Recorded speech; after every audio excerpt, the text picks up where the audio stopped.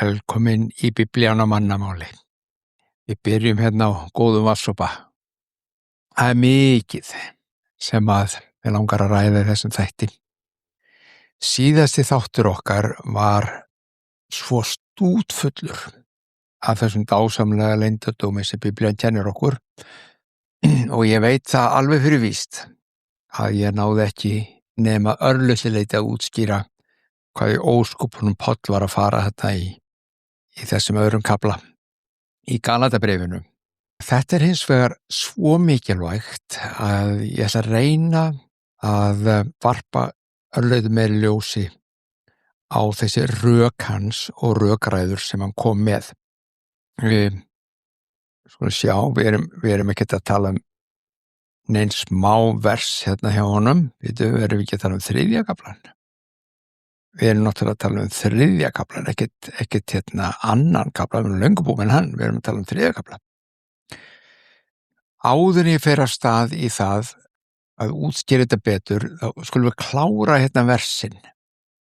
Áttum eftir að bara fjalla örstutum síðustu versinans frá svona versi 17-18. Þið munið að hann að rökræða og færa rök gegn röksemdafærslu umskurðnarsinnana sem að sögðu að allir sem taka trú verða að halda lögmál Móse allt og láta umskerast. Á meðan hann sjálfur segir nei, það þarf ekki. Trúin kom með Abraham og hann faðir trúarinnar og hann faðir allra þeirra sem andlegt líf eiga, því það það lofar sem Guð gaf honum. Og lögmálið sem kom löngu síðar, það getur ekki breytt, það getur ekki gert sáttmála sem að Guð gerði við Abraham að engu. Þetta var svona rökinans. Og ef við klárum núna versin áður við ræðum þetta nánar, þá segir í 17. og 18. versinu, bara tekið þetta bara saman, ég ætla ekki að lesa það, að sáttmáli Guðs við Abraham hafi líka náð til heiðingjana, ekki bara til gyðingana. Sáttmáli og kjarnin þessi, sáttmáli, Guð gerir sáttmála við Abraham, loforð, og hann skuldbundir sig í ákveðna hluti og sá sáttmáli náði til alls mannkynsins, alls fólks, heiðingjana, gyðingana, allra. En lögmáli, segir hann, eitt og sér lögmál Móse var eingöngu gefið Ísrael. Sjáuði muninn. Guð búin að gera sáttmála við Abraham aldur og ævi, eilífa blessun til handa öllum þjóðum fyrir hann. Löngu síðar, 430 árum síðar, kemur lögmálið og það gefið Ísrael. Þess vegna breytti lögmálið ekki sáttmálunum við Abraham. Lögmálið gott og það heilagt, það sýnir ákveðna hluti, það kennir, það bendir á, það leiðbeinir. Og hlýðni við lögmálið leiðir til lífs og blessunar. Þetta talar hann alveg skýrt í 19. versinu Páll. Þannig að hann ekki að segja það ógilt og hefur ekkert að segja og einstísvirði og bara drasl. Þess vegna þarf fólk ekki að halda, nei. Þannig að segja það gott. Lögmálið sá mælikvarði sem Guð notar til að móta okkur eftir. En samfélag okkar við Guð, þar að segja, hvað meina með þessu lögmáli sem mælikvarði sem Guð, eða hvað meina Páll með þessu að móta okkur eftir? Það sem Guð vill verka innra með okkur, það sem hann vill gera í hjörtum okkar, gera í lífi okkar, að framkalla þessa fallegu hluti sem þar eru, að þú skrökvar ekki, þú stelur ekki, þú drepur ekki og allir þessi pakki.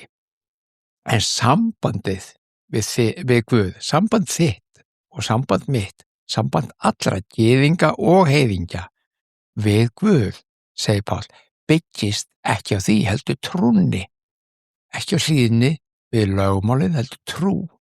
Og trú okkar stöðug, reynslu okkar hlýðni breytileg. Það bara komið í ljós að enginn gat haldið allt lögmálið. Þess vegna það breytilegt hversu menn standa sig vel þar. en trúin, samfélagið við Guð getur verið stöðugt. Lögmálið var hins vegar nauðsynlegt, segir hann svo, áður en Kristur kom.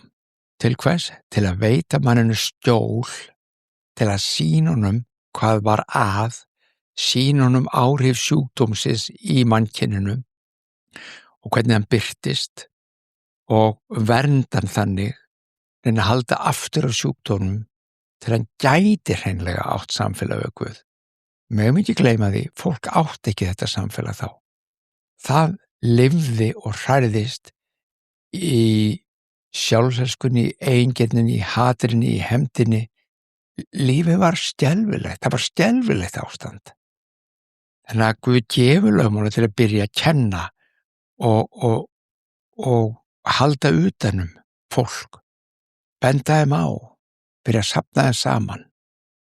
Og svo segir Páll þessi góðu orð þarna í 21. versuna að ef lögmálið hefði geta gert okkur réttlátt, ef að lögmálið hefði geta breytt okkur algjörlega, ekki bara bent okkur á hvað þyrfti að breytast eins og það gerði, heldur raunverulega breytt okkur.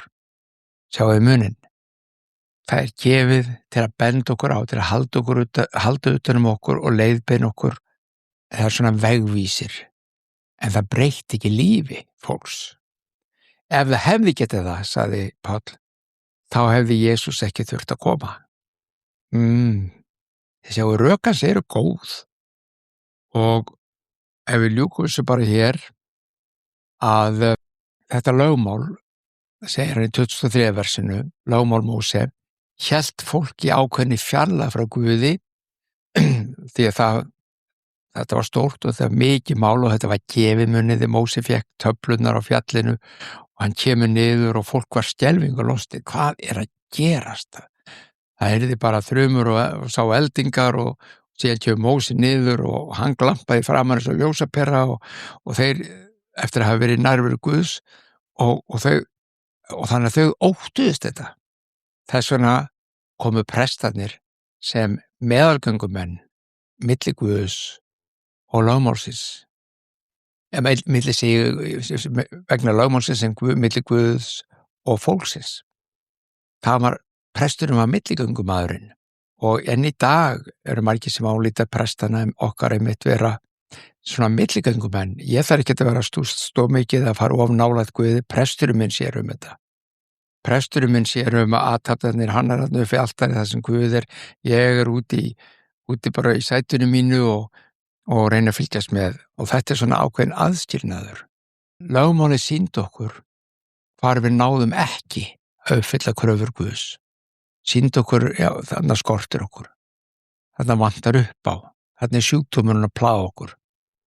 Sýndi okkur hvernig aðskilna okkur við Guð var raunverulegur.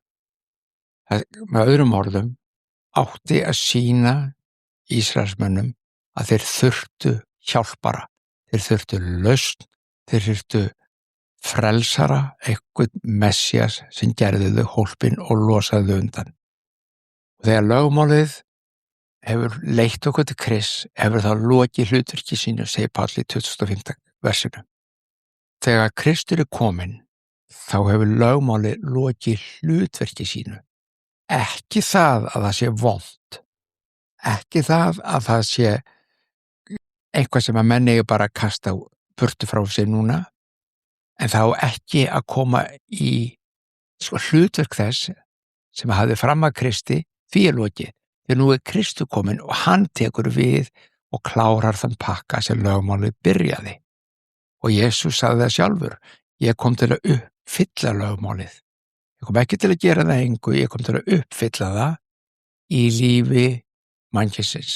Þegar þú og ég getum lifað í því, eftir því. Og þess vegna er þetta svo mikið að vita hvað er þetta? Hvernig virkar þetta? Það er einmitt verk Krists, kærleikur okkar til Krists og kraftur heilags anda sem úttelt var á hvítasunnudag, sem úttelti kærleika Guðs í hjörtu manna. Það er lykillinn. Það er svo samsetning sem núna tekur við af lögmálinu.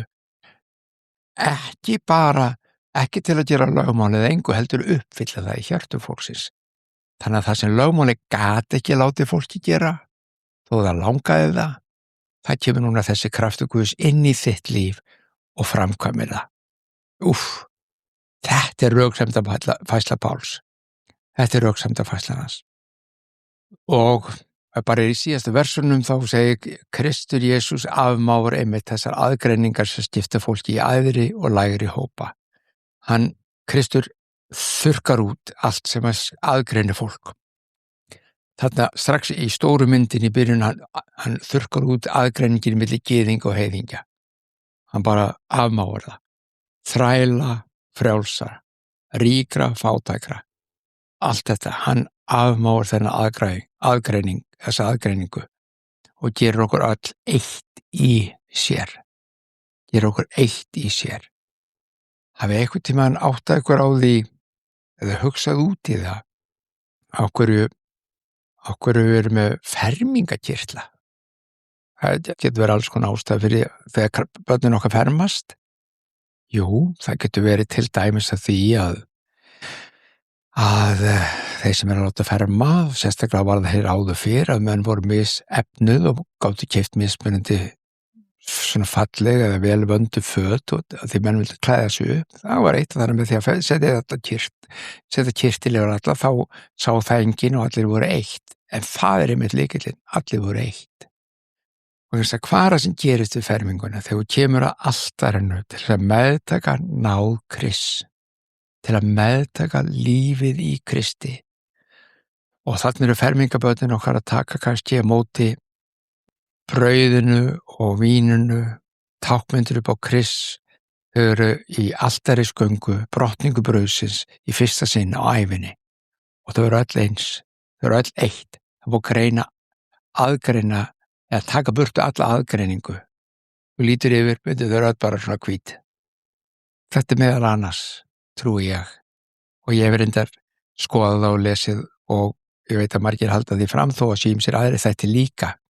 Meðal annars ástæðan. Þetta er ritualið.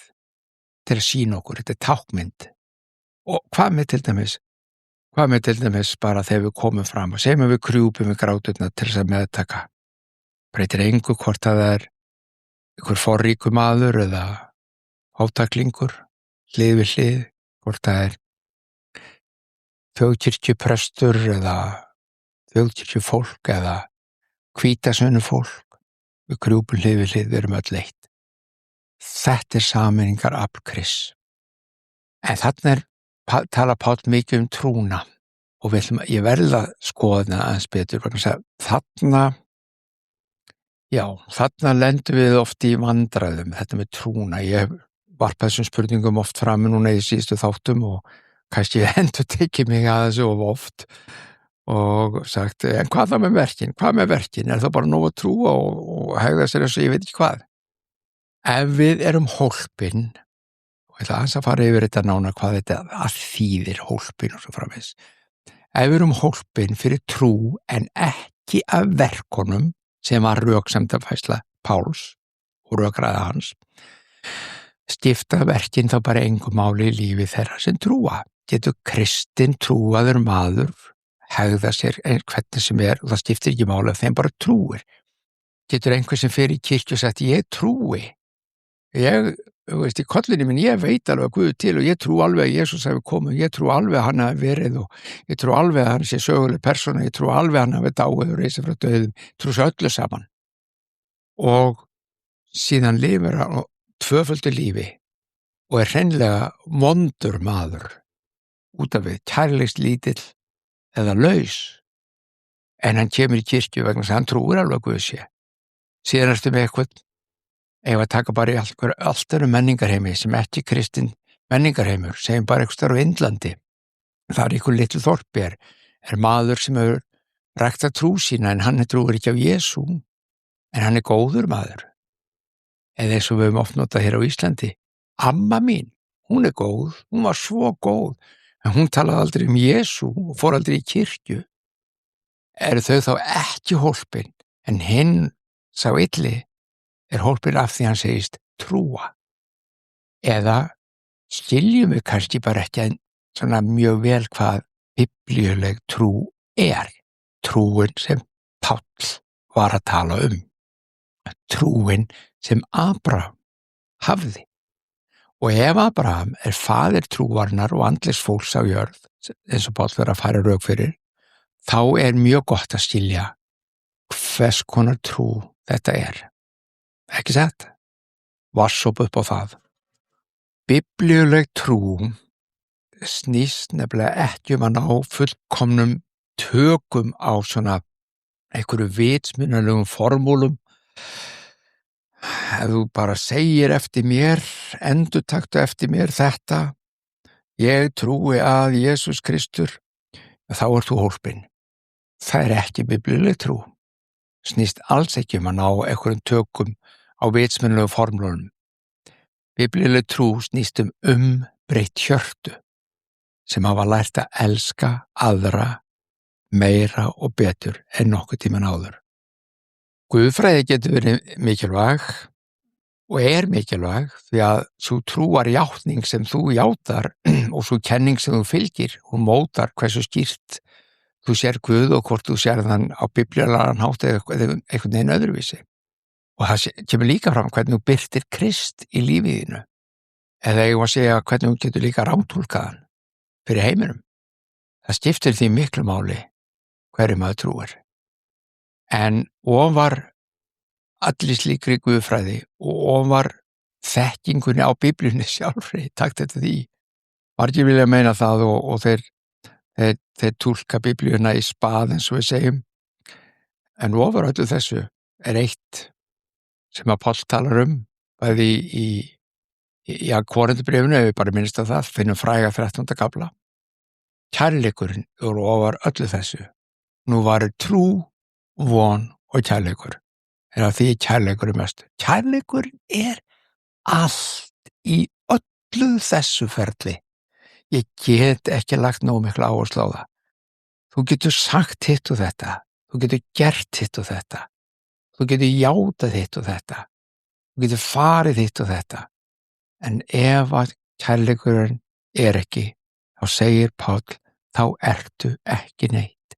En þá ég ekki neitt. Þá ég bara hljómandi málur og hvellandi bjalla. Ég innantóm tunna. Kærleikurinn allt. Þannig að sönn guðfræði, biblíunar og sönn túlkun á ritningunum fæðir af sér þess konar trú. Ef hún ekki að fæða það, þá vantar eitthvað upp á.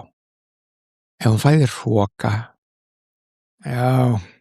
koma að sagði eftir, ég var nærri farin undan mér þarna því að ég sá þetta fyrir mér en geymum þetta aðeins. Sönn guðfræði eða sönn túlkun á Guðs orði fæðir sem sagt af sér þess konar trú, ekki dauða vitsmunahyggju, heldur trú sem birtist í kærleika.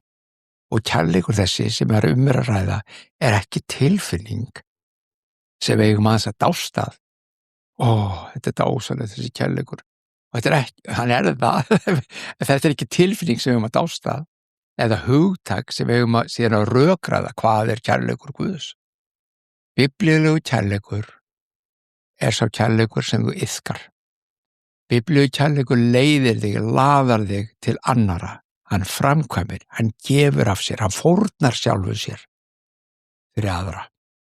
Biblíuleg trú býr til þennan kærleika, kallar fram þennan kærleika. Og þess vegna máttur Krists og ef menn skilja þetta sem hann kom til að gera, þá allt í einu fara stóru púslin að smella saman innan með okkur og við förum að vakna til meðvitundar það hver við erum. Hvað það sem sköpuð til? Hver ég í raun og veru? Ég ekki líkami minn. Ég ekki minnan mín. Ég ekki staðan mín. Ég sköpuð. Ég skapaður í Guðs mynd. Og hver Guð? Hann kærleikur. Guð kærleikur, segir Biblían. Og ég í hans mynd, hvað ég þá? Ég kærleikur. Þess vegna segi ég og ég nota það svolítið núna, lífið okkar hér á jörð skóli og námsefnið kærleikur. Þegar við skoðum lífið út frá þessu sjónarhorni öllu, þá kemur í ljós að við verða öll einhvers konar guðfræðingar í einhverjum skilningi. Því að við öll eða flest, öll einhverju hugmynd hið guðlega sem eru búin að útiloka það algjörlega að það sé til og gott og vel. Aðrir eru með ákveðna myndir af því og svo framvegis. Öll hefur við einhverja myndir af því.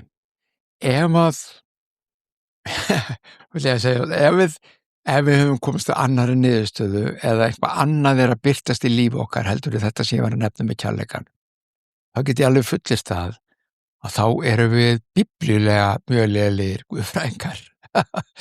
Svona biblíulegir guðfræðingar. Þá túlkun okkar léleg. Við höfum algjörlega mist marks.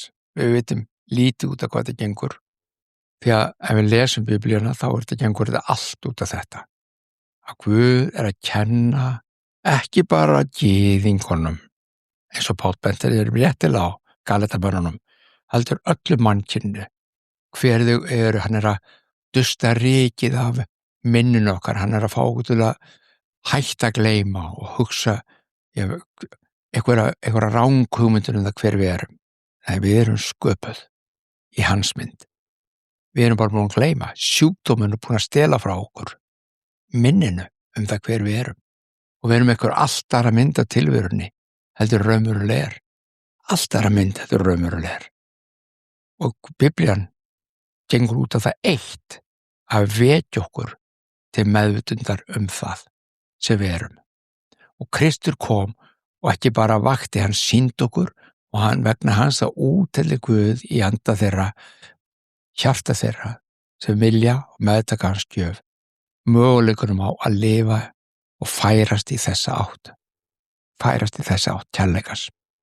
Nú, þessi biblíulega trú ekki eitthvað svona óhlutbundin hugmynd eða formúla sem þú bara samþykkir í kollinum á þér. Já, ég skal játa þetta. Ég trúi. Nei, þetta ekki bara svoleiðis. Ekki bara orðin þín. Biblíulegri trú, hún lifandi kraftur. Hún svo öflug og svo áþreifanleg að Jesús sagði að þegar hún í virkni inni með þú getur fært fjöllin úr stað. Hún með öðrum orðum getur gert hið ómögulega mögulegt. Og ég get alveg fullist það hér úr eigin lífi, eigin reynslu og margra annara að þegar þessi meðvitund Guð og kærleikann vaknar innan með þá gerast kraftaverkin. Já, þau gerast. Og þau ná inn í náttúrulega líka inn í efnislega, þau líkamar læknast, sjúkdómar læknast, sorgin hverfur, huggun kemur, reiðin fer, kærleikur kemur, hatrið fer, elskan kemur. Það bara hlutir sem gerast sem þú gast ekki gert í eigin kraft og eigin mætti. Þannig að þessi trú lifandi kraftur. Þetta ekki bara vitsmunanlegt samþykki. Biblíuleg trú virk tiltrú á Guð og Krist og hún umbreytir því hvernig maður lifir og elskar og hvaða veg maður gengur í lífinu. Og þá heyri ég suma hugsa, já, ég veit aldur, þú meinar svona öfgatrú. Það nú endur eitthvað svona frelsast og vera svona öfga eitthvað. Ég hef nú löngu verið kallaður öfgatrúarmaður. Nei, það ekkert svoleiðis. Faktist ekki. Og faktist þetta ekki neina öfgar, þetta bara, þetta trúið sem leiðir inn í kærleikann, hvernig getur kærleikur verið öfgar. Og þá heyri ég enn aðra að hugsa, það nú getur alltaf sem þetta birtist í kærleika, sem þú ert að tala Halldór minn. Og það verði ég að samþykkja, það rétt. Og það var það sem ég var að tala áðan. Það bara lélegir guðfræðilegir, biblíulegir guðfræðingar. Þeir ekki að skilja guðfræðina. Og það birtist á annan máta heldur en í kærleika og þar með hafa þeir mismark. Og það fullt af þessu kristna fólki, eins og þjóðin segir okkur, þessu kristna fólki, hrassnurum og vondu fólki og allt svolítið, ég fullt af þeim, já, það til. Í öllum söfnum, öllum kirkjum. Það svarti sauður í öllu. En þeir eru á ferðalagi. Og það að nálgast kærleikann ef að kærleikunum að höndla sig hinn biblíulega trú. Það trúin sem Páll var að tala um. Þannig að sé eitthvað önnur birtingamynd í gangi, þá skaltu staldra við sé ykkur önnur birtingamynd heldur en kærleikurinn. Þá spyrðu, hvaða ávöxt er ég að bera? Hvers konar guðfræði er ég með sem framkalla þennan ávöxt? En ekki kærleikan, eins og Páll sagði, sem er mestur. Trú, von og kærleikur, af því kærleikurinn mestur. Og án hans er ég tóm tunna sem bylur í. Þetta er ávöxtur sem við getum öll skoðað í okkar eigin lífi og annara. Hvaða orð kom út af munni fólks? Hvernig hegðun kemur? Hvað segja þær á Facebookinni? Hvað skrifa þær? Hvernig hugafærið þær gagnvart náunganum? Og allur þessi pakki, við þekkjum þetta. En biblíulega trú er nefnilega ekki bara vitsmunulegt samþykki, heldur að fylgja hinum rétta vegi trúarinnar. Jesús sagði, ég er vegurinn. Gamla testamentið, fyrra testamenti, gamla testamentið sem við kallum það, sem er bara fyrra testamentið í biblíunni og nýja testamentið í síðara. Hebreska biblían tala mikið veg og reyndar nýja líka, síðara testamentið. Það er mikið tala veginn til að ganga á. Ef við gangi þennan veg, þá kemur blessun. Ef við gangi þennan veg, þá munum við hitta fyrir kærleikan. Ef við gangi þennan veg, þá mun vera blessun líf okkur og vernd og ég mun halda utan ef við gangi þennan veg. Þetta er allt, þetta er svo rauður þráður í gegn. Stundum gekk vel að vera veginum fyrir fólk og stundum voruð bara algjörlega út í móa, út í skurði. Og svo kemur Jesús og segir, ég er vegurinn, ég er þessi vegur. Horfið á mig, sjáið mig, hlustið á mig, lærið af mér, lærið hvað ég er að gera. Þá er þið komin inn á veginn.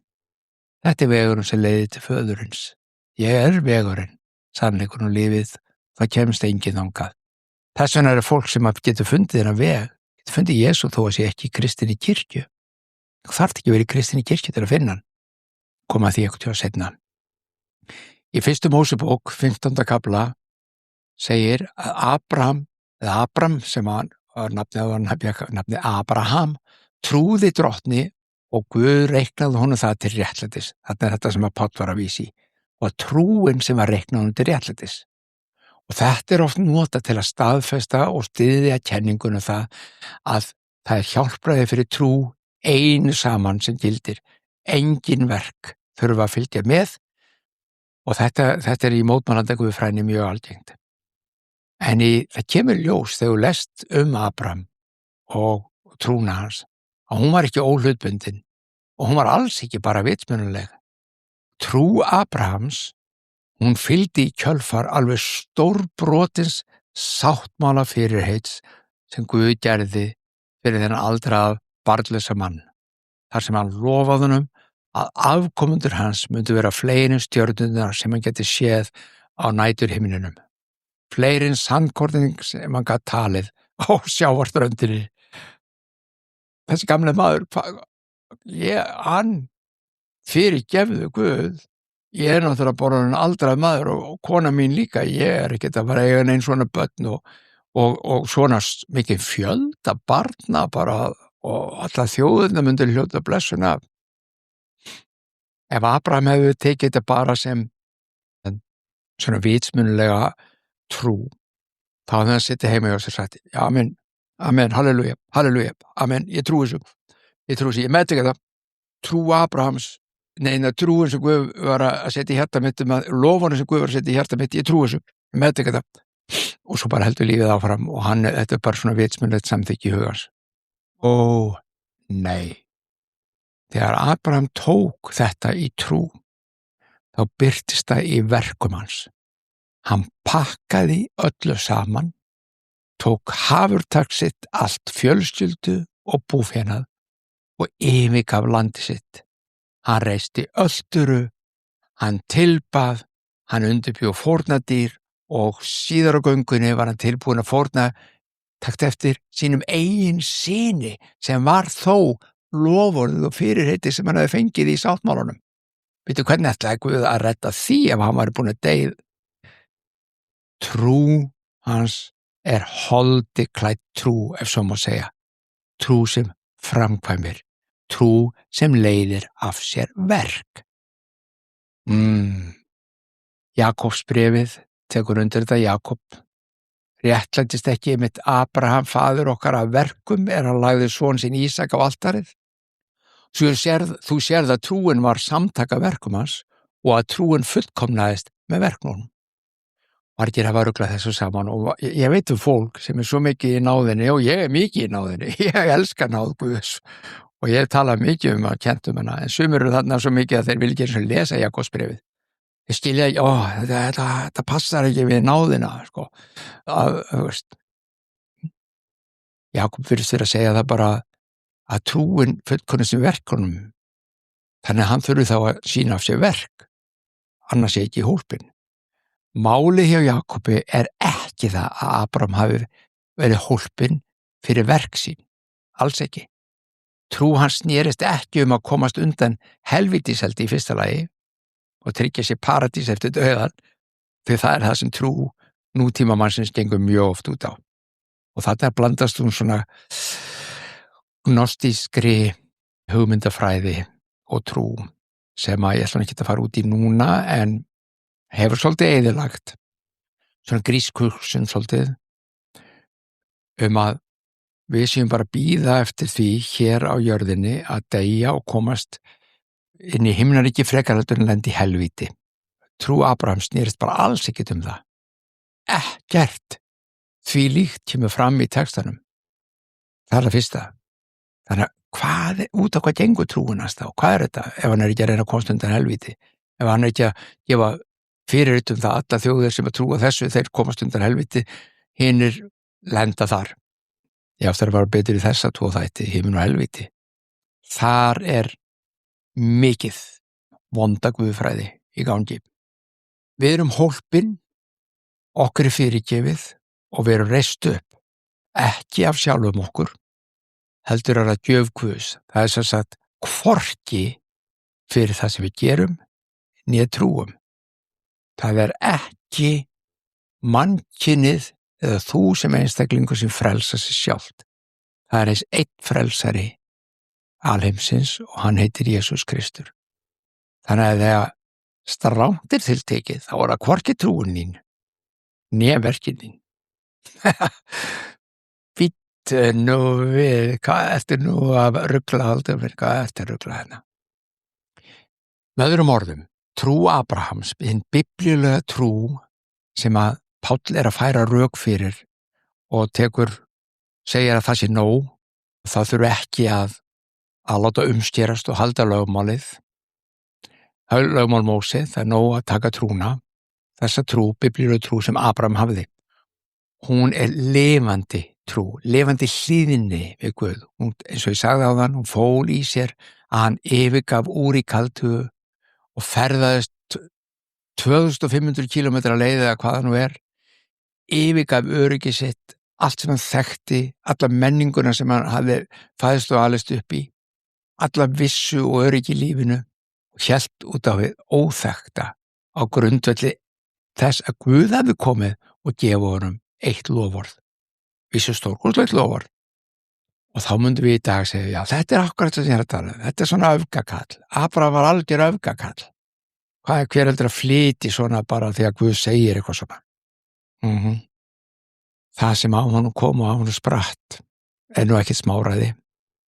Það sýndi sig og það átti eftir að sýna sig mikið. Hann tók rétta ákvörðun. Hann trúði og hann framkvæmdi. Hann trúði og hann sýndi í verki.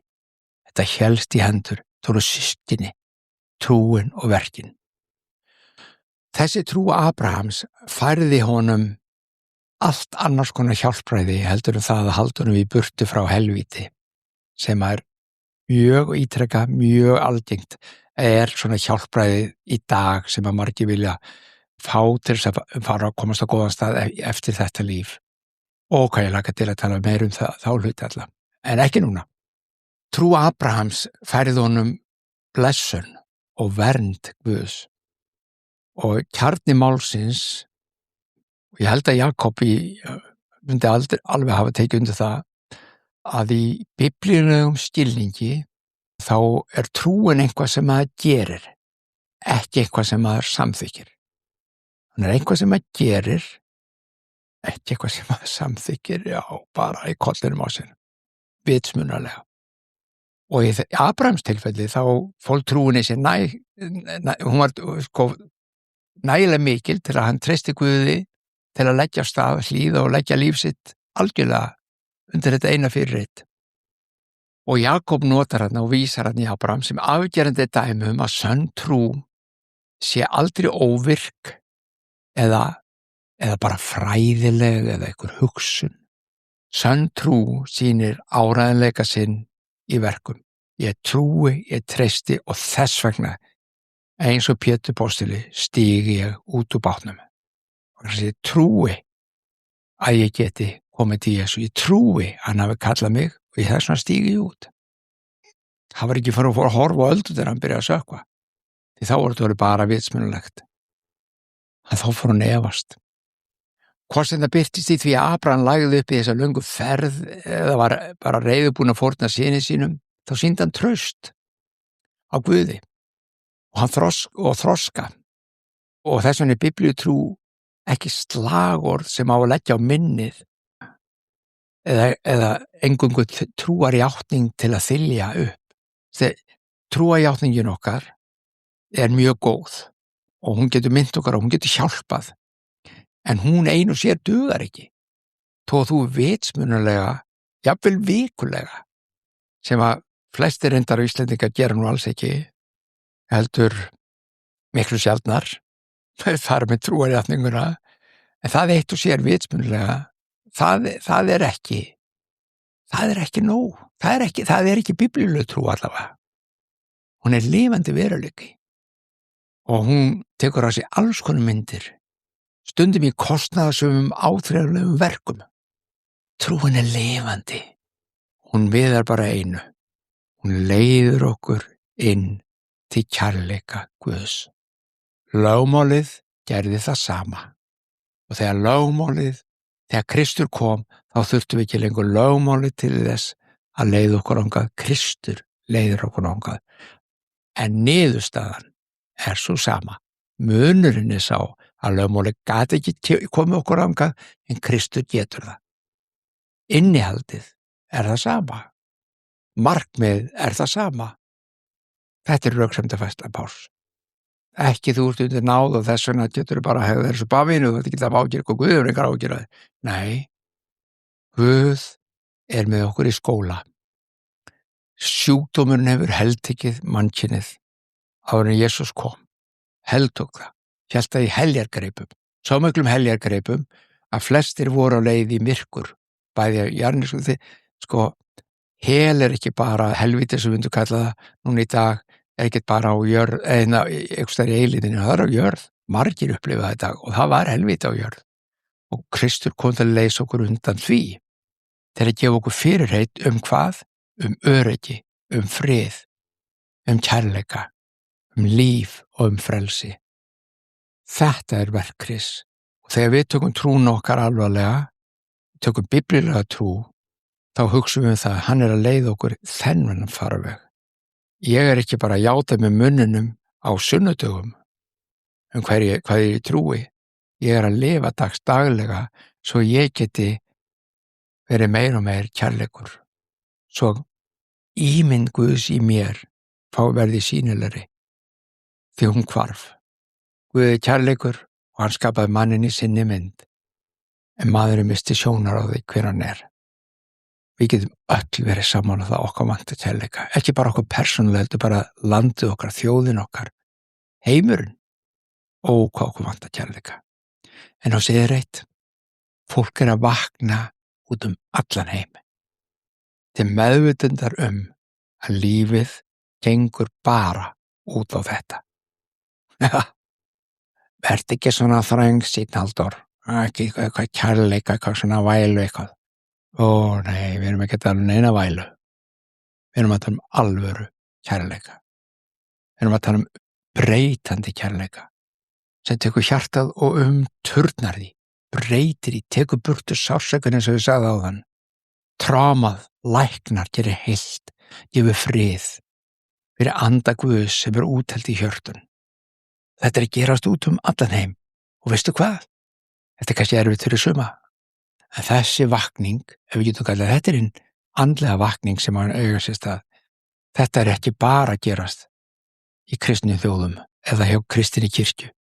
Fólk allan heim að vakna og segja bíddu nú við. Lífið ekkert alveg eins og við haldið. Raunveruleikinn allt annar. Og veistu það er það sem Guð vildi alltaf. Það var það eina sem hann vildi. Og til þess að hjálpa okkur þangað, þá kom Jesús. Nú ætla ég að hætta. Ég frá miklu meira að segja og kannski held ég áfram seinna, eða kannski bara næsta þetta, við sjáum til. Látum þetta duga í bili. Kærleikurinn mestur af þeim trú, von og kærleikur ríkir. En af því kærleikurinn mestur. Skulum biðja saman, þau sem að vilja og geta. Faðir vor, þú sem ert á himnum. Helgist þitt nafn, tilkomið þitt ríki. Verði þinn vilji svo á jörðu sem á himni. Gef oss í dag vort daglegt brauð og fyrirgef oss vorar skuldir, svo sem við og fyrirgefum vorum skuldunautum. Eigi leið þú oss í freistni, heldur frelsa oss frá illu, því þitt ríkið, mátturinn og dýrðin að eilífu. Amen.